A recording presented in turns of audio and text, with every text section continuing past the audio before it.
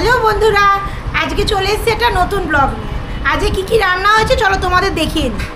আজকে হয়েছে বরবটি বড়ি দিয়ে একটা তরকারি, ফুলকপির কষা, দেখো কি সুন্দর দেখতে হয়েছে ফুলকপির কষাটা।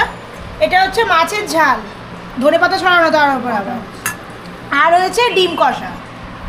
এবার আমি ফটাফট করে ভাতটা তুলে নিই, যেহেতু অফিস আছে, ভাতটা তুলে নিই, তারপরে এগুলো আস্তে আস্তে তুলবো।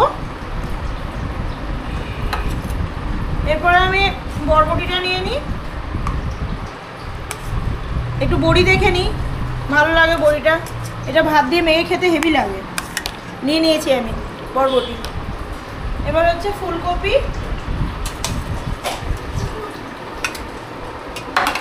ফুলকপি এটাতে নেব, ওটাতে নিলে আবার পড়ে যাবে, ওটাতে আর একটা আইটেম তুলবো না।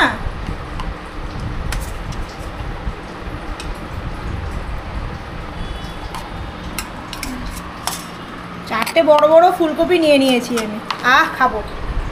এরপর হচ্ছে এখানে আমি বাটা মাছ তুলে নেবো। এই দেখো বাটা মাছটা হেভি হয়েছে, বাটা মাছের ঝালটা দেখে মনে হচ্ছে, দেখেই ভরে যাচ্ছে পেট। চলো তাহলে আমি তুলে নিই, আর ডিমটা গরম বলে আমি একটু পরে তুলবো। চলো এখন তাহলে আমি তুলে নিই, তোমার সাথে পরের ব্লগে দেখা।